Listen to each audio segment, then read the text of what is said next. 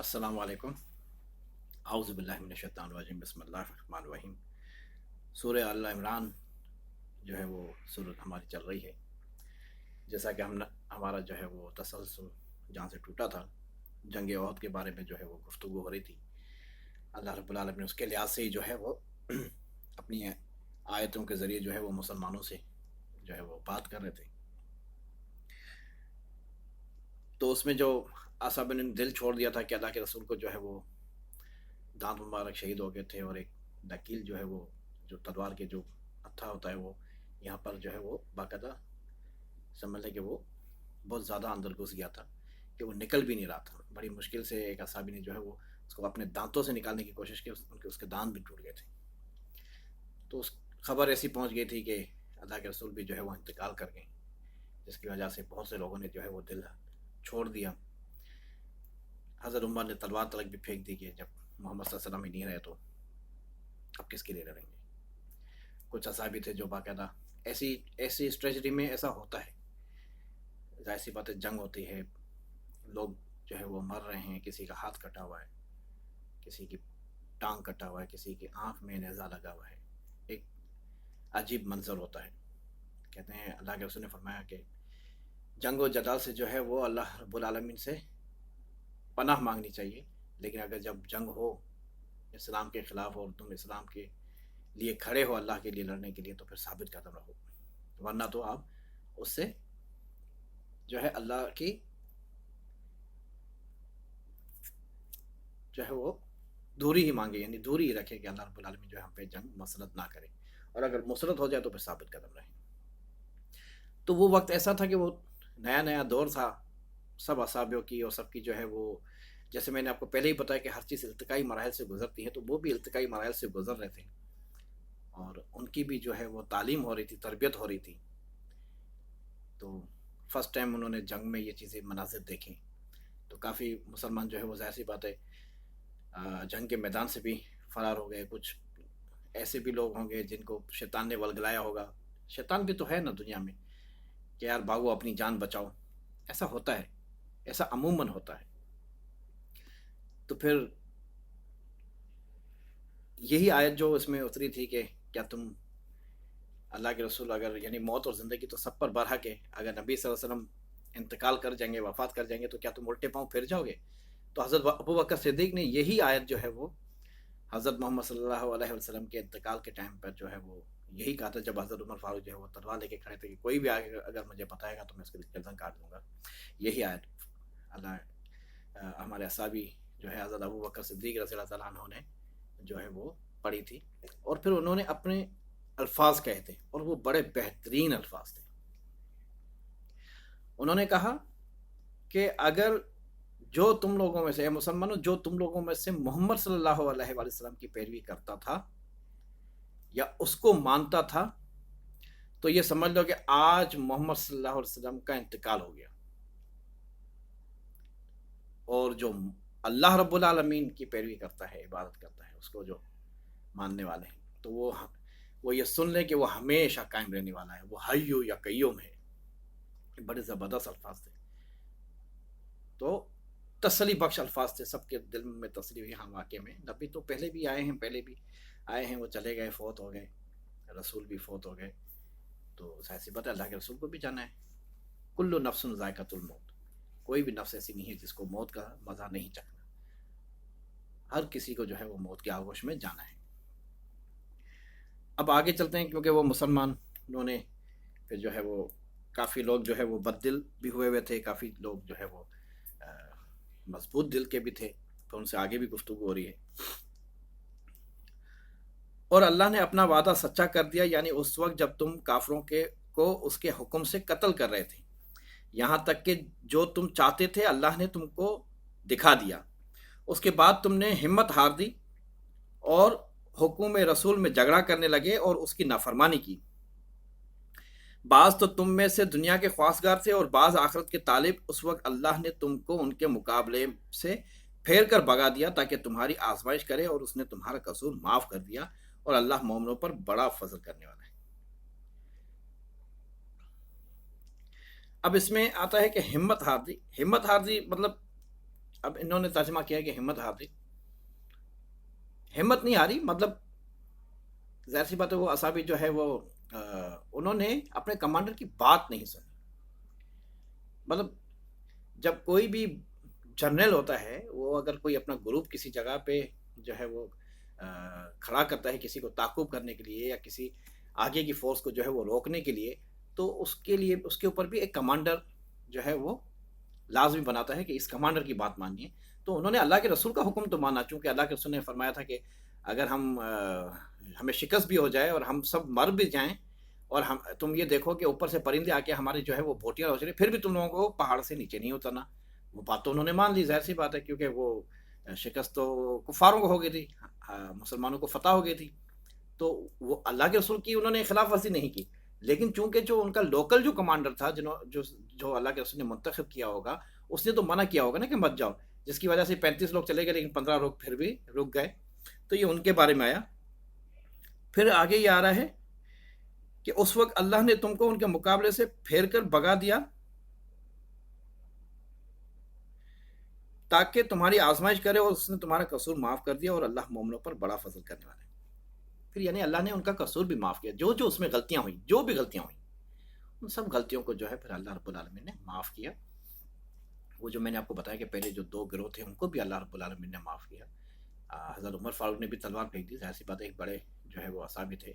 یعنی ان کو سب کو معاف کر دیا. کچھ اصحابی ایسے تھے جو میدان چھوڑ کے جو ہے وہ آگے نکل گئے تھے اپنی جان کی بچانے کے لیے، سب کو اللہ نے معاف کیا.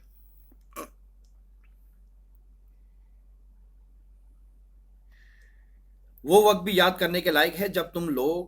دور بھاگے جاتے تھے اور کسی کو پیچھے پھر کر نہیں دیکھتے تھے، اور رسول اللہ کو تمہارے پیچھے کھڑے بلا رہے تھے، تو اللہ نے تم کو غم پر غم پہنچایا تاکہ جو چیز تمہارے ہاتھ سے جاتی رہی یا جو مصیبت تم پر واقع ہوئی ہے اس سے تم اندھوناک نہ ہو، اور اللہ تمہارے سب اعمال سے خبردار ہے. مقصد جب شکست ہونے لگی تو کافی مسلمان، میں نے آپ کو بتایا کہ وہ میدان چھوڑ کے بھاگنے لگے پہاڑوں کے اوپر. پھر اللہ کے رسول کا حکم آیا کہ پھر پہاڑوں پہ چل دو، تو اللہ کے رسول پیچھے سے بلا رہے تھے، لیکن میں نے آپ کو کہا نا اس وقت کیفیت ایسی ہو جاتی ہے کہ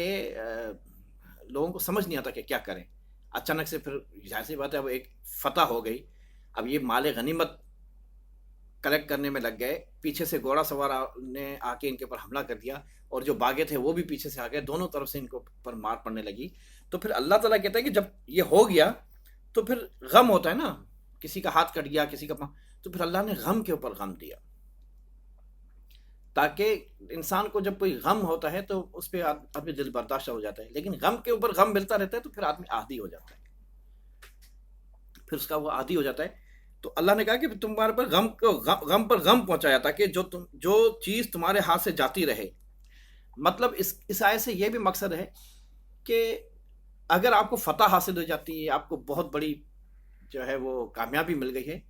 آپ اس پہ اتنا خوش مت ہوں، آپ خوش ہوں اللہ کی رضا کے لیے. جو بھی خوشی ملی ہے، جو بھی چیز ملی ہے وہ اللہ کی طرف سے. ہو سکتا ہے وہ غم میں بھی بدل جاتی، لیکن کسی بھی چیز کو اللہ سے زیادہ اوپر نہیں کرنا ہے. آپ نے اپنی کامیابی کی طرف اللہ کا راستہ نکلنا ہے. جیسے اب آپ دیکھیں نا، پچھلے جو نبی جو گزرے ہیں انہوں نے اپنے قوموں کو جو ہے سمجھاتے رہے. حضرت نوح علیہ السلام 950 سال سمجھاتے رہے، لوگ ایمان نہیں لائے. تو کیا نوح علیہ السلام فیل ہو گئے؟ نہیں، نوح علیہ السلام فیل نہیں ہوئے، وہ قوم فیل ہو گئی. اگر نوح علیہ السلام کامیاب نہیں ہوئے، اللہ نہ کرے کہ وہ ایسا نہیں ہے کہ وہ ناکام ہو گئے، وہ ناکام نہیں ہوئے، وہ قوم ناکام ہو گئی. حضرت صالح علیہ السلام کی قوم، حضرت ہود علیہ السلام کی قوم. تو کامیابی اور ناکامی سے کوئی زمر نہیں ہے. آپ نے اللہ کے راستے میں اپنی جدوجہد کرنی ہے اور آپ نے اللہ کو خوش کرنا ہے، یہ کامیابی ہے. آپ نے اللہ کے راستے پہ سیدھے چلنا ہے، یہ کامیابی ہے. سیدھے راستے پہ چل کے جو آپ نے مقام حاصل کرنا ہے وہ کامیابی ہے، نہ کہ یہ کامیابی ہے کہ دنیا کی چھوٹی چھوٹی چیزوں پہ آپ کامیاب ہو جائیں تو اس پہ آپ خوش ہو جائیں، اور چھوٹی چھوٹی چیزوں پہ اگر آپ سے چھن جائے تو آپ اس کے اوپر جو ہے وہ غم اور غصہ کرنے لگیں. ایسا نہیں. پھر اللہ نے غم و رنج کے بعد تم پر تسلی نازل فرمائی، یعنی نیند، کہ تم میں سے ایک جماعت پر طاری ہو گئی، اور کچھ لوگ جن کو جان کے لالے پڑ رہے تھے اللہ کے بارے میں ناحق ایام کفر کے سے گمان کرتے تھے اور کہتے تھے بھلا ہمارے اختیار کی کچھ بات ہے. اب اللہ رب العالمین نے اس وقت ایسا کیا کہ بہت غم تھا نا، ظاہر سی بات ہے، شہید ہو گئے تھے، 70 مسلمان شہید ہو گئے تھے، اور امیر حمزہ جیسے جو اصحابی تھے وہ بھی شہید ہو گئے تھے، کسی کا ٹانگ کٹا ہوا ہے، کسی کا بازو کٹا ہوا ہے، کسی کی آنکھ پھوڑی ہوئی ہے، کسی کی جسم میں کافی زخم ہے، غم پہ غم تھا. تو اللہ، یہ ایک نیند ایسی ہوتی ہے، آپ دیکھتے ہیں کہ جب ہمارا کوئی مر جاتا ہے، باپ یا ماں یا بہن یا بھائی یا کوئی بھی رشتہ دار، تو بہت غم ہوتا ہے، آدمی دل کے آنسو رو رہا ہوتا ہے. لیکن جب نیند آتی ہے انسان کو تو اس کو ایک سکون مل جاتا ہے. تو یہ سکون طاری کرنے کے لیے اللہ نے پھر ان پر نیند طاری کر دی. لیکن ان میں سے کچھ لوگ تھے جن کے دل میں ایک ملامت تھی، ایک بغض تھا، ایک نفاق تھا، ان کے اوپر وہ نیند نہیں طاری ہوئی. وہ پھر یہی سوچتے رہے، جیسے یہ آیت آئی کہ بھلا ہمارے اختیار کی بھی کچھ بات ہے، اور گمان کرنے لگے کفر نہ حق کے ایام، یعنی جو جاہلت کے دنوں میں جو ان کے دماغ میں جو آتے تھے وسوسے، وہی گمان ان کے دلوں میں آنے لگا. تو اللہ نے کہا کہ پھر وہ کہا کہ بھلا ہمارے اختیار کی بھی کچھ بات ہے، یعنی کہ یہ بھی شاید ایسے لوگ ہوں گے جنہوں نے اس وقت یہی کہا ہو اللہ کے رسول سے کہ ہم مدینے میں رہ کے لڑیں گے اور باہر نہیں جائیں گے، تو ان کی بات نہیں مانی گئی. تو چونکہ ہو سکتا ہے کہ ان کے دل میں ہو گیا کہ یار ہماری بات نہیں مانی گی، جس کی وجہ سے جو ہے وہ اتنا نقصان ہو گیا اور اتنے جو ہے وہ مسلمان شہید ہو گئے، ان کے دلوں میں گمان آنے لگا. اللہ نے ان کے اوپر نیند بھی طاری نہیں کی اور وہ اسی گمان میں رہے، لیکن اللہ نے ان کو بھی معاف کیا. تو پھر اللہ تعالیٰ کہتا ہے کہ تم کہہ دو کہ بے شک سب باتیں اللہ ہی کے اختیار میں ہیں. یہ لوگ بہت سی باتیں دلوں میں مخفی رکھتے تھے جو تم پر ظاہر نہیں کرتے تھے. کہتے تھے کہ ہمارے بس کی بات ہوتی تو ہم یہاں قتل ہی نہ کیے جاتے. کہہ دو کہ اگر تم اپنے گھروں میں بھی ہوتے تو جن کی تقدیر میں مارا جانا لکھا تھا وہ اپنی اپنی قتل گاہوں کی طرف ضرور نکل آتے. اس سے غرض یہ تھی کہ اللہ تمہارے سینوں کی باتوں کو آزمائے اور جو کچھ تمہارے دلوں میں ہے اس کو خالص اور صاف کر دے، اور اللہ دلوں کی باتوں سے خوب واقف ہے. اب ان کے دلوں میں یہ باتیں تھی، اللہ تعالیٰ نے ظاہر کر دیا اللہ کے رسول کے سامنے. تو اللہ تعالیٰ کہہ رہا ہے کہ کہہ دو ان کو کہ موت اور زندگی تو اللہ کے ہاتھ میں، اگر تم گھر میں بیٹھو گے تو تمہیں کیا موت نہیں آگی؟ لیکن اللہ جس کو اپنے بندوں میں سے جس کو شہادت کے رتبے پہ لانا چاہتا ہے ان کو گھروں سے نکالتا ہے، وہ اپنی شہادت کی جگہ پہ پہنچتا ہے اور اللہ کی راہ میں شہید ہوتا ہے. اور اگر تم گھروں میں بھی بیٹھو گے تو تم موت کو نہیں روک سکتے، موت تو تمہیں آ کر رہے گی، گھر میں بھی آ کر رہے گی. جو لوگ تم میں سے عہد کے دن جبکہ مومنوں اور کافروں کی دو جماعتیں ایک دوسرے سے گتھ گئیں جنگ سے بھاگ گئے، تو ان کے بعض افعال کے سبب شیطان نے ان کو پھسلا دیا، مگر اللہ نے ان کا قصور معاف کر دیا. بے شک اللہ بخشنے والا اور بردبار ہے. اس کے بارے میں بیان کر چکا ہوں. یعنی یہ دیکھیں، یہ واضح آیت آ گئی نا، مگر اللہ نے ان کے قصور معاف کر دیے. کچھ فرقے ایسے ہیں جو اس کے اوپر بڑی باتیں کرتے ہیں، وہ اصحابوں کے اوپر کے بڑی تہمتیں لگاتے ہیں. یہ ہمیں بالکل جائز نہیں ہے کہ ہم ایسی بات کہیں. ایسے موقعوں پہ ایسی چیزیں ہوتی ہیں، لیکن پھر اللہ تعالیٰ یہ آیت باقاعدہ فرما رہا ہے کہ مگر اللہ نے ان کا قصور معاف کر دیا. جب اللہ نے معاف کر دیا بس خلاص. مومن ان لوگوں جیسے نہ ہونا جو کفر کرتے ہیں، اور ان کے مسلمان بھائی جب اللہ کی راہ میں سفر کریں اور مر جائیں یا جہاد کو نکلیں اور مارے جائیں تو ان کی نسبت کہتے ہیں کہ اگر وہ ہمارے پاس رہتے تو نہ مرتے اور نہ مارے جاتے. ان باتوں سے مقصود یہ ہے کہ اللہ ان لوگوں کے دلوں میں افسوس پیدا کر دے، اور زندگی اور موت تو اللہ ہی دیتا ہے اور اللہ تمہارے سب کاموں کو دیکھ رہا تھا. یہ وہی لوگ تھے پھر جو عبداللہ بن ابی کے ساتھ جو لوگ 300 لوگ جو آ گئے تھے مدینہ میں واپس چھوڑ کے، جو ہے ان کو جو فرار کی تھی انہوں نے، تو وہ پھر وہ باتیں کرنے لگے کہ اگر لوگ ہماری بات مان جاتے اور ہمارے ساتھ آ جاتے تو بچ جاتے، اور ہماری بات مان جاتے اور اللہ کے رسول کا ساتھ نہ دیتے تو یہ جو ہے نا بچ جاتے، بلکہ یہ تو خام خامے جو ہے وہ ہمیں مروانے کے لیے لاتا ہے محمد صلی اللہ علیہ وسلم. یہ تو سب ان کی گٹھ بتلی ہے، وہ جو مکے والے ہیں وہ بھی ان کے رشتہ دار ہی ہیں، اور یہ ہمیں مروا رہا ہے خام خامے اپنے اقتدار کے چکر میں. تو ایسے وہ وسوسے پیدا کرنے لگا مسلمانوں کے اس میں. تو اسی لیے اللہ تعالیٰ ان کو کہہ رہا ہے کہ زندگی اور موت تو اللہ ہی دیتا ہے اور اللہ تمہارے سب کاموں کو دیکھ رہا ہے. اور اگر تم اللہ کے راستے میں مارے جاؤ یا مر جاؤ تو جو مال و متاع لوگ جمع کرتے ہیں اس سے اللہ کی بخشش اور رحمت کہیں بہتر ہے. اور اگر تم مر جاؤ یا مارے جاؤ اللہ کے حضور میں ضرور اکٹھے کیے جاؤ گے. اے محمد صلی اللہ علیہ وآلہ وسلم،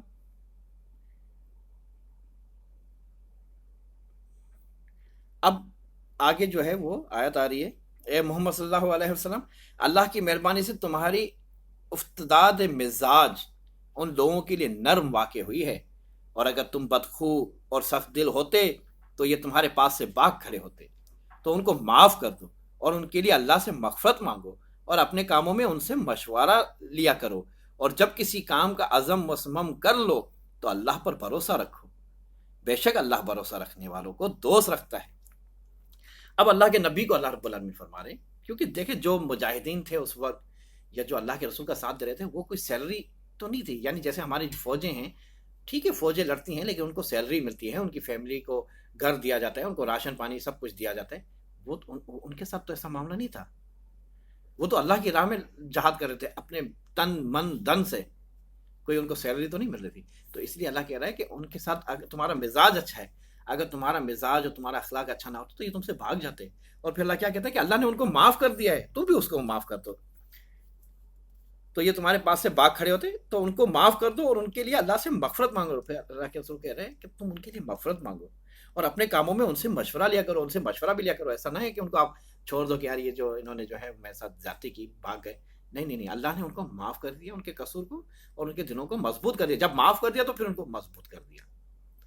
تو اب آپ ان کے ساتھ نرمی برتیں، ان کو مشورے میں بھی لیں، ان سے ہر چیز جیسے پہلے تھا ویسے ہی ان کے ساتھ رویہ رکھیں، اور پھر کسی کام کا عزم کر لو تو پھر اللہ پر بھروسہ رکھو۔ ظاہر سی بات ہے، جب کسی بھی کام کا آپ نے، جیسے کہ اللہ کے رسول صلی اللہ علیہ وسلم سے جب یہ جا رہے تھے تو سب اصحابیوں نے زیادہ اصرار کیا تھا کہ ہم جو ہے وہ جائیں گے بدر احد میں جا کے لڑیں گے۔ جب اللہ کے رسول اماں عائشہ کے حجرے سے جب نکلے تو جو ہے وہ زراح پہنی ہوئی تھی، یعنی کہ بالکل جنگی لباس میں تھے، ورنہ پہلے ایسا نہیں ہوتا تھا۔ اس بار جو ہے وہ جنگی لباس پہن کے باہر نکلے تھے، تو اصحابی سمجھ گئے کہ یار کوئی سخت معاملہ ہے۔ تو اس وقت اللہ کے رسول کو کہا کہ اے اللہ کے رسول، اب ٹھیک ہے ہم اپنی رائے واپس لیتے ہیں، جیسا آپ کہتے ہیں ہم ویسے ہی کریں گے۔ تو پھر وہی ہے کہ پھر اللہ کے رسول کہتے ہیں کہ نہیں، جب رسول زراح پہن لیتے تو جنگ ہوتی ہے۔ تو اس لیے وہ ہے کہ ظاہر سی بات ہے، جب آپ کوئی بھی ارادہ کر لیں، اب آپ جب ارادہ آپ نے کر لیا ہے تو آپ اس میں پختگی لائیں، آپ پختہ ہو جائیں، پھر اللہ پر بھروسہ رکھیں، پھر اس کا جو بھی رزلٹ آئے گا وہ قبول کریں گے۔ لیکن پھر یہ ڈاما ڈول نہ کریں کہ نہیں یار ایسا ہو جا تو ایسا کریں گے، ایسا نہیں۔ پہلے آپ مشاورت کریں، ضرور مشاورت کریں، لیکن جب آپ نے ایک فیصلہ کر لیا پھر اس پر ڈٹ جائیں، بالکل ڈٹ جائیں۔ اس میں حضرت امام حسن حسین کا بھی واقعہ آتا ہے، اب اتنا ٹائم نہیں ہے، میں پھر کبھی انشاءاللہ کبھی بات چیت کریں گے تو اس کے اوپر بھی موضوع پہ بات کریں گے۔ حضرت امام حسین نے بھی ایسے ہی کیا تھا کہ انہوں نے فیصلہ کیا تھا، حالانکہ سب گورنرس نے ان کو منع کیا، لیکن وہ بھی جب فیصلہ کر لیا تو پھر ڈٹ گئے نا، وہ بھی پھر ڈٹ گئے، اور وہ جو ہے کوفے کی طرف نکل پڑے تھے، بغداد کی طرف۔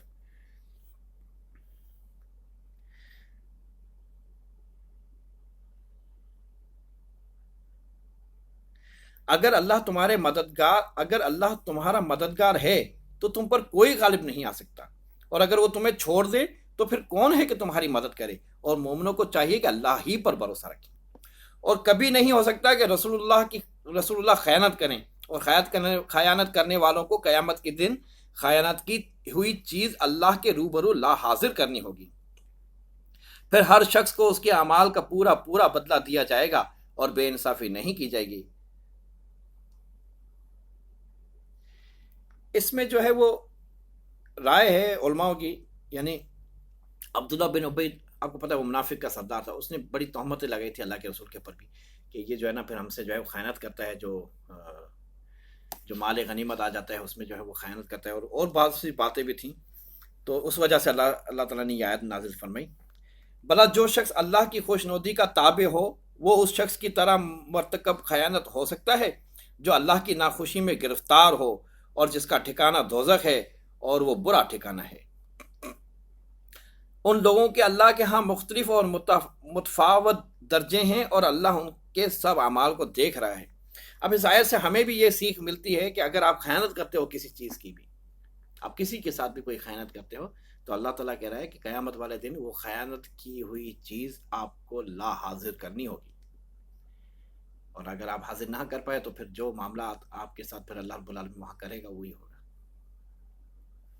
اللہ نے مومنوں پر بڑا احسان کیا ہے کہ ان میں انہی میں سے ایک رسول بھیجے جو ان کو اللہ کی آیتیں پڑھ پڑھ کر سناتے اور ان کو پاک کرتے اور اللہ کی کتاب اور دانائی سکھاتے ہیں، اور پہلے تو یہ لوگ سری گمراہی میں تھے۔ کتنی پیاری آیت ہے، میں پھر سے پڑھتا ہوں۔ اللہ نے مومنوں پر بڑا احسان کیا ہے کہ ان میں سے انہی میں سے ایک رسول بھیجے جو ان کو اللہ کی آیتیں پڑھ پڑھ کر سناتے ہیں اور ان کو پاک کرتے ہیں اور ان کو دانائی سکھاتے ہیں، کتاب سکھاتے ہیں۔ دانائی اور کتاب مطلب شریعت، کتاب مطلب شریعت ہے، دانائی سکھاتے ہیں۔ اور پہلے تو یہ لوگ سری گمراہی میں تھے، پہلے تو ان کو کچھ معلوم نہیں تھا۔ بھلا یہ کیا بات ہے کہ جب عہد کے دن کفار کے ہاتھ سے تم پر مصیبت واقع ہوئی، حالانکہ جنگ بدر میں اس سے دو چند مصیبت تمہارے ہاتھ سے ان پر پڑ چکی ہے، تو تم چلا اٹھے کہ ہائے آفت ہم پر کہاں سے آ پڑی۔ کہہ دو کہ یہ تمہاری ہی شامت اعمال ہے کہ تم نے اللہ کے رسول کی خلاف کیا، بے شک اللہ ہر چیز پر قادر ہے۔ اب وہی بات ہو گئی، عہد کی بات آ گئی کہ چلا اٹھے، تو اللہ کہتا ہے کہ بدر میں تم لوگوں نے بھی تو ان کو ضرب دیا تھا، ان کے بھی 70 لوگ مارے گئے تھے، 9 سردار مارے گئے تھے۔ آج تمہارے پر ضرب پڑی ہے، اور وہ بھی تمہارے اپنے عملوں کی وجہ سے، کیونکہ تم لوگوں نے اللہ کے رسول کا حکم نہیں مانا۔ کیونکہ وطیع اللہ وطیع رسول، اللہ کی اطاعت کرو، اللہ کے رسول کی اطاعت کرو۔ تو اللہ کے رسول نے فرمایا کہ جس نے میری اطاعت کی سمجھو اللہ کی اطاعت کی۔ تو اللہ کے رسول نے جس کو امیر بنایا، منتخب کیا، تو آپ نے اس کی اطاعت کرنی ہے۔ اگر آپ نے اس کی اطاعت نہیں کی تو اس کا مطلب ہے آپ نے اللہ کے رسول کی اطاعت نہیں کی۔ اللہ کے رسول کی اطاعت نہیں کی تو اس کا مطلب ہے کہ آپ نے اللہ کی اطاعت نہیں کی، جس کی وجہ سے آپ کے اوپر یہ جو ہے ضرر پہنچا ہے۔ اور جو مصیبت تم پر دونوں جماعتوں کے مقابلے کے دن واقع ہوئی، سو اللہ کے حکم سے واقع ہوئی، اور اس سے یہ مقصود تھا کہ اللہ مومنوں کو اچھی طرح معلوم کرے۔ مطلب اب یہ بھی اللہ تعالیٰ کیا کہہ رہے ہیں کہ مصیبت جو آئی تھی وہ میری طرف سے ہوئی تھی، کیونکہ دیکھیں اللہ رب العالمین کی عادت، اس کی سنت نہیں بدلتی ہے۔ آپ نے غلطی کی ہے، آپ کو اس کا خمیازہ بھگتنا پڑے گا۔ اور اس سے اللہ تعالیٰ کہہ رہا ہے کہ اس سے یہ بھی مقصود تھا کہ اللہ مومن اور منافق لوگوں کو الگ الگ کر دیں۔ الگ الگ ہو گئے نا، بالکل چھانٹ دیا اللہ کے سنے، اللہ تعالیٰ نے 300 پہلے نکل گئے، پھر اس میں کچھ بدگمانی کرنے والے تھے، ان کو نیند نہیں طاری ہوئی ان کے اوپر، وہ بھی سامنے ظاہر ہو گئے۔ ہر چیز ظاہر ہو گئی، ہر شخص سامنے ظاہر ہو گیا، بالکل آئینے کے سامنے بالکل اس کی شکل آ گئی، سب ظاہر ہو گئے، کس کے دل میں کینہ ہے، کس کے دل میں کیا ہے، کون لوگ میدان چھوڑ کے بھاگے تھے، کس نے تلوار پھینک دی تھی۔ پھر سب کا جو ہے وہ تجزیہ ہوا، اور پھر سب اپنے اپنے لیول پہ اپنے آپ کو سدھار ان کے اندر پھر آتی گئی۔ ان کو معلوم پڑا نا کہ ہم سے کیا غلطی ہو گئی، ہم سے کیا گناہ ہو گیا۔ اور یہ ساری چیزیں، ان ساری چیزوں میں شیطان بھی موجود تھا، ضرور تھا اس میں شیطان موجود۔ اور منافقوں کو بھی معلوم کر لے، اور جب ان سے کہا گیا کہ آؤ اللہ کے راستے میں جنگ کرو یا کافروں کے حملوں کو روکو، تو کہنے لگے کہ اگر ہم کو لڑائی کی خبر ہوتی تو ہم ضرور تمہارے ساتھ رہتے۔ یہ اس دن ایمان کی نسبت کفر سے زیادہ قریب تھے، منہ سے وہ باتیں کہتے تھے جو ان کے دل میں نہیں ہیں، اور جو کچھ یہ چھپاتے ہیں اللہ اس سے خوب واقف ہے۔ یہ وہی ہے نا، جیسے مسلمان جب 300 لوگ چھوڑ کے جا رہے تھے، تو اس میں انصار بھی تو تھے نا، جو 700 لوگ تھے ان میں انصار بھی تھے اور مکہ کے لوگ بھی تھے۔ تو انہوں نے کہا ہوگا ان کو کہ کیوں چھوڑ کے جا رہے ہو، سامنے جو ہے وہ جنگ کا ماحول ہے، کم از کم، اور محمد صلی اللہ علیہ وسلم کے لیے نہیں، کم از کم اپنے مدینے کو تو بچاؤ، اپنے شہر کو تو بچاؤ۔ یہ نہ ہو کہ ہمیں شکست ہو جائے تو پھر مدینے کے اوپر حملہ کر دیں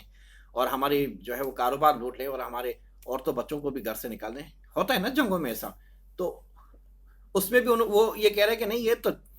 یعنی عبدالرحمن بن ابی تو یہی بات کہہ کے نکلے نا کہ یار یہ تو آپس میں رشتے دار ہیں، یہ صرف آپس میں مذاق مستی کر رہے ہیں اور ہمیں جو ہے وہ لڑوا رہے ہیں، ایسا کچھ نہیں ہے۔ اور وہ کہہ کے جو ہے وہ نکل گیا۔ تو وہ یہ کہہ رہا ہے کہ اگر جنگ ہوتی تو ہم ضرور آپ کے ساتھ لڑتے۔ تو اللہ کہہ رہا ہے کہ یہ ان کی منہ کی سی باتیں ہیں، جو یہ کہتے ہیں ان کے دل میں ایسا نہیں ہے، اور جو کچھ یہ چھپاتے ہیں اللہ اس سے خوب واقف ہے۔ یہ خود تو جنگ سے بچ کر پیٹ ہی رہے تھے، مگر جنہوں نے راہ اللہ میں جانیں قربان کر دیں، اپنے ان بھائیوں کے بارے میں بھی کہتے ہیں کہ اگر ہمارا کہاں مانتے تو قتل نہ ہوتے۔ کہہ دو کہ اگر سچے ہو تو اپنے اوپر سے موت کو ٹال دو۔ جو لوگ اللہ کی راہ میں مارے گئے ان کو مرے ہوئے نہ سمجھنا، وہ مرے ہوئے نہیں ہیں بلکہ اللہ کے نزدیک زندہ ہیں اور ان کو رزق مل رہا ہے۔ مطلب وہ تو شہید ہو گئے۔ اللہ تعالیٰ کہتا ہے کہ تم کو کیا معلوم کہ وہ شہداء کا کیا درجہ ہے، وہ تو وہاں پر خوشیاں منا رہے ہوتے ہیں کہ ہم اللہ کی راہ میں جو ہے وہ شہادت حاصل کرتے ہیں، ہم نے تو کامیابی حاصل کر دی، بغیر حساب کتاب کے وہ جنت میں چلے گئے، ابھی سے ہی جنت میں چلے گئے، ابھی قیامت نہیں آئی۔ اور پھر وہ خوشیاں منا رہے، اور ان کے لیے بھی خوشیاں منا رہے کہ جو ہمارے پیچھے بھائی رہ گئے ہیں انشاءاللہ وہ بھی شہادت کے رتبہ حاصل کر کے وہ بھی ہمارے پاس آ جائیں گے۔ جو کچھ اللہ نے ان کو اپنے فضل سے بخش رکھا ہے اس میں خوش ہیں، اور جو لوگ ان کے پیچھے رہ گئے اور شہید ہو کر ان میں شامل نہیں ہو سکے، ان کی نسبت خوشیاں منا رہے ہیں کہ قیامت کے دن ان کو بھی نہ کچھ خوف ہوگا اور نہ وہ غمناک ہوں گے۔ اور اللہ کے انعامات اور فضل سے خوش ہو رہے ہیں، اور اس سے کہ اللہ مومنوں کا اجر ضائع نہیں کرتا۔ جنہوں نے باوجود زخم کھانے کے اللہ اور رسول کے حکم کو قبول کیا، جو لوگ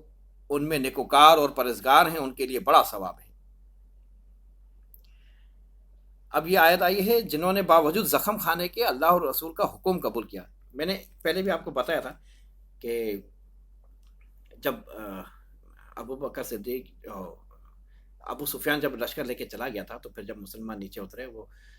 اپنے لوگوں کے کاموں میں لگ گئے، لاشیں وغیرہ اٹھانے لگ گئے، کسی کو مرم پٹی کرنے لگ گئے، تو پھر اللہ کے رسول نے سوچا کہ یہ نہ ہو کہ وہ پھر سے ہم پر حملہ کر دیں، تو اللہ کے رسول نے مسلمانوں کو حکم دیا کہ ان کے تعاقب میں نکلو۔ تو اس وقت بیچارے زخمی تھے، کسی کا ہاتھ، یعنی بہت سارے زخمی تھے، لیکن پھر بھی اللہ کے رسول کے حکم پہ وہ نکلے، اور 8 میل تلک جو ہے وہ اللہ کے رسول نے ان کا تعاقب کیا۔ یہاں تک کہ ایک جو تاجر وہاں پر تھا، جو وہاں اس راستے میں سفر کر رہا تھا، اس نے جو ہے وہ ان کو بتایا بھی، ابو بکر کو، کہ بھائی اس کو ابو سفیان کو، کہ مسلمان تو تمہارے تعاقب میں، بولا ان سے کہہ دو کہ سفیان جو ہے وہ بڑا لشکر لے کے تم پر حملہ کرے گا، اور اگلے سال بدر میں جو ہے پھر اس کا جو ہے نا بدلہ لے گا، یعنی تیسری جنگ، اس کو بدر صغرا کہتے ہیں، اس میں جو ہے میں لشکر لے کے آؤں گا۔ تو اللہ کے رسول نے کہا کہ ٹھیک ہے آنا، میں بھی نکلوں گا، اور اللہ کے رسول نکلے تھے اس سال میں، اللہ کے رسول نے اپنے بندے لے کے نکلے، مسلمانوں کو لے کے نکلے، بدر تک آئے، تو پھر بھی وہاں پر معلوم کہ بھائی ابو سفیان جو ہے نا بڑا لشکر لے کے آ رہے ہیں، تو اللہ کے رسول نے اور اصحاب نے کہا کہ آنے دو، ہمارے لیے اللہ کافی ہے، لیکن پھر وہ ابو سفیان کی ہمت نہ ہوئی اور نہ آیا، پھر وہ آگے پھر دوسری جنگیں ہوئی، اس کے بعد مقابلہ نہیں کیا، ابو سفیان نے پھر مقابلہ نہیں کیا۔ جب ان سے لوگوں نے آ کر بیان کیا کہ کفار نے تمہارے مقابلے کے لیے لشکر کثیر جمع کیا ہے، تو ان سے ڈرو، تو ان کا ایمان اور زیادہ ہو گیا، اور کہنے لگے کہ ہم کو اللہ کافی ہے اور وہ بہت اچھا کارساز ہے۔ پھر وہ اللہ کی نعمتوں اور اس کے فضل کے ساتھ خوش و خرم واپس آئے، ان کو کسی طرح کا ضرر نہ پہنچا، اور وہ اللہ کی خوشنودی کے تابع رہے، اور اللہ بڑے فضل کا مالک ہے۔ یہ خوف دلانے والا تو شیطان ہے جو اپنے دوستوں سے ڈراتا ہے، تو اگر تم مومن ہو تو ان سے مت ڈرنا اور مجھے سے ڈرتے رہنا۔ اللہ تعالیٰ کہہ رہا ہے کہ یہ تو شیطان ہے، یعنی کفار جو ہے وہ شیطان کے دوست ہیں، تو ان سے جو ہے وہ تمہیں ڈراتا ہے، اللہ کہتا ہے ان سے مت ڈرنا، مجھے سے ہی ڈرنا۔ اور جو لوگ کفر میں جلدی کرتے ہیں ان کی وجہ سے غمگین نہ ہونا، یہ اللہ کا کچھ نقصان نہیں کر سکتے، اللہ چاہتا ہے کہ آخرت میں ان کو کچھ حصہ نہ دے، اور ان کے لیے بڑا عذاب تیار ہے۔ اب یہ یہودیوں کی جو ہے وہ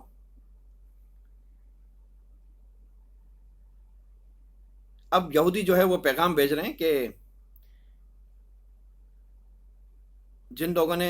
لوگوں نے کفر خریدا اور اللہ کا کچھ نہیں بگاڑ سکتے، اور ان کو دکھ دینے والا عذاب ہوگا۔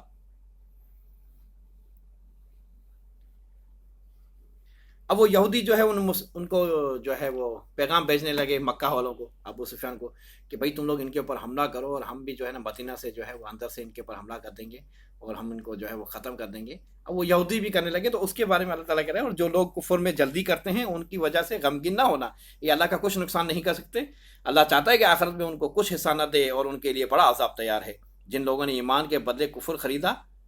وہ اللہ کا کچھ نہیں بگاڑ سکتے، اور اللہ